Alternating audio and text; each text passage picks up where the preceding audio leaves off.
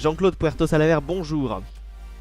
Bonjour. Vous êtes le président d'Ucar France, la première compagnie de location de véhicules low cost en France, et vous publiez la semaine dernière Partage ta bagnole aux éditions Exil. Alors vous êtes un homme de voiture, fondateur également de ADA, aujourd'hui donc président fondateur de Ucar, et néanmoins vous exposez dans ce livre un constat: les belles heures de la voiture individuelle sont derrière nous. Oui, je pense que les belles heures de la voiture sont devant nous, à condition qu'on soit un peu moins égoïste avec la voiture et qu'on accepte de la partager, effectivement. Oui, mais alors justement, en quoi, selon vous, notre vie d'automobiliste va radicalement changer dans les 10-15 prochaines années, comme vous l'expliquez dans votre livre? Je crois qu'aujourd'hui, on a une consommation individuelle de la voiture.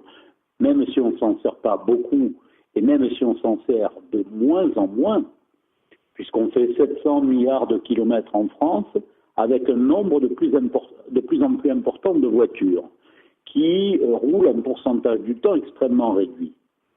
Donc, on a une voiture qu'on va sortir en moyenne, un jour dans la semaine, un week-end de temps en temps. Je dis que le temps où cette voiture est disponible, on aurait tout intérêt à en faire profiter les autres et à en tirer un revenu. Oui, et l'idée c'est donc que des particuliers ou des entreprises se regroupent pour partager leur voiture, d'une certaine manière une communauté de partage qui s'installerait ainsi autour des véhicules, hein, c'est bien cela?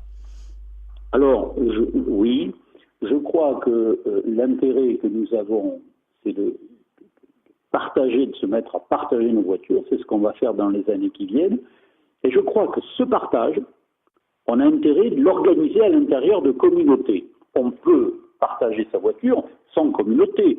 On peut imaginer que des Uber nous proposent de partager la voiture à l'intérieur d'une plateforme mondiale. Je prétends, c'est ma conviction, qu'on a intérêt à partager à l'intérieur de communautés de proximité. Oui, et alors comment cela se présentera concrètement, hein? Vous écrivez que vous ne voulez pas d'une Airbnb de la location automobile. Que souhaitez-vous? Quelque chose de plus concret, sans passer forcément par une plateforme internet? Alors, je crois que la plateforme digitale est indispensable, mais soit elle est au service d'un système universel qui se moque bien de nos harmonies sociales, soit les plateformes digitales sont au service d'une communauté de proximité qui, elle, va devoir se préoccuper des harmonies de sa communauté. Je vous donne un exemple. Une communauté, un médecin dans une zone rurale partage sa voiture dans une plateforme mondiale. Première hypothèse. Ce médecin fait beaucoup de kilomètres et il est plus préoccupé par ses clients que par la tôle de sa voiture, qu'il froisse régulièrement. Un accident, 2 accidents, 3 accidents. La plateforme mondiale va éjecter le médecin. Dans un contexte d'administration de proximité, on va se poser la question, notre médecin nous coûte un peu cher en tôle, mais c'est notre médecin, on ne veut pas le perdre. Et vous comprenez, je prétends que personne d'autre qu'une communauté de proximité n'est capable de décider qui doit être exclu ou pas de la communauté. Alors il y a des gens qui sont exclus, je pense, si j'en crois mon expérience, 2-3% de la population qui à un moment donné, avec laquelle on ne pourra pas partager, parce qu'ils auront un mauvais comportement. Mais on pourra partager avec tout le reste, avec tout le monde, en me disant, un tel, voilà, il ne conduit pas très bien, ça va nous coûter 50 centimes de plus par mois de cotisation à l'assurance, mais il est prof de mes enfants, il est instituteur, il est médecin. C'est seulement la communauté qui est capable de prendre ses décisions et de préserver son harmonie. Je pense que la giga plateforme mondiale, elle se fout totalement de nos harmonies. Ce qui l'intéresse, c'est son propre intérêt. Et alors du coup, c'est bien évident. Et alors du coup finalement, est-ce que le monde que vous imaginez, donc dans lequel les voitures se retrouvent à être un objet de consommation et un bien commun, est-ce qu'on va pas se retrouver dans un monde au modèle très soviétique, à l'image des kolkhozes, et finalement donc la fin de l'individualisme, parce que la voiture au début des années 50-60 c'était aussi les prémices de l'individualisme d'après-guerre qui s'est extrêmement développé dans notre société française. Alors, je comprends que vous disiez ça, mais je pense exactement le contraire. Je vais essayer de vous expliquer pourquoi. Je crois que la voiture est un instrument de liberté, et c'est pour ça que c'est un objet formidable. Elle nous donne la liberté d'aller devant des autres. Je ne crois pas à une voiture partagée à l'intérieur d'une sorte de kolkhoz. La voiture restera la propriété d'un individu. Vous, moi, c'est votre voiture, vous l'avez choisie. Vous acceptez juste de la mettre à disposition quand vous le voulez, si vous le voulez, et contre un revenu de quelqu'un qui appartient à votre communauté. C'est tout. Vous faites ce que vous voulez. Si vous ne voulez pas la partager, vous ne la partagez pas. Je trouve que c'est dommage. Et j'espère qu'on vous incitera à le faire. Mais rien ne vous oblige à le faire. Et de toute façon, c'est votre voiture. Vous décidez le temps que vous voulez la partager ou pas. Quant à la demande est-elle plutôt en provenance des villes ou, dans le cas contraire, du monde rural ?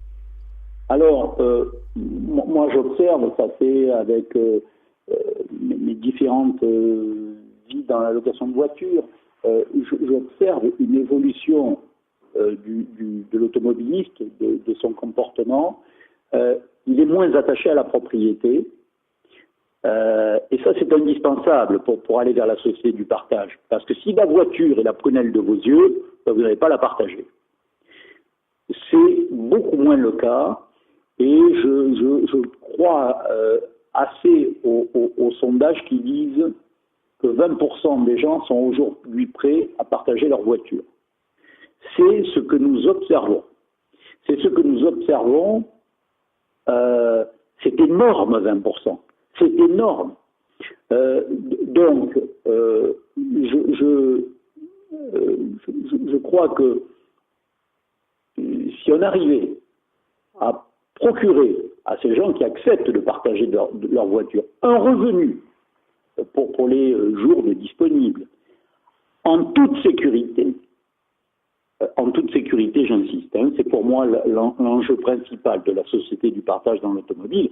Je crois qu'ils vont se mettre à partager leur voiture. Ça va leur procurer un revenu. Ce revenu va leur permettre de s'offrir des voitures de plus en plus récentes, de plus en plus neuves. Il faut avoir en tête qu'il y a 2 millions de voitures qui rentrent dans le parc automobile français chaque année, qui est constitué de 40 millions de voitures. Donc 15 millions en plus de 10 ans. Donc le parc est extrêmement vieux et toujours vieillissant. Donc je crois que les revenus du partage contre finalement très peu d'efforts vont permettre de rajeunir le parc automobile. Oui, et en 2006 d'ailleurs, vous aviez publié un livre vantant la location de voitures sous le titre « Pour le prix de ce livre, vous pourriez avoir une voiture ». En 2006, l'idée était de défendre donc l'image populaire de la voiture pour casser son image un petit peu luxueuse. En 2018, vous publiez donc ce livre « Partage ta bagnole ». Dans 10 ans, où serez-vous ? Où en serons-nous ? C'est comme ça que démarre mon hashtag partage ta bagnole. On est dans 10 ans, on est place de la Concorde et on fête la disparition de la dernière vieille bagnole, oui, qui est une voiture qui sort des chaînes aujourd'hui. Hein, ça veut dire qu'à ce moment-là, on se sera débarrassé de toutes les vieilles bagnoles grâce au partage. Et alors justement, la société de location UCAR que vous avez fondée et que vous dirigez, aura-t-elle une place dans ce schéma ? Oui, elle est au service de ce projet et le réseau UCAR, c'est un réseau qui va s'impliquer dans les prochaines semaines, les prochains mois, dans le partage. Il va non seulement continuer à partager ses propres voitures, mais il va favoriser le partage des particuliers, de ses clients en général. Merci beaucoup Jean-Claude Puerto Salaver d'avoir répondu à nos questions et je vous conseille donc votre livre, ce livre Partage ta bagnole, #Partage ta bagnole, publié en début de mois aux éditions Exil. Merci beaucoup.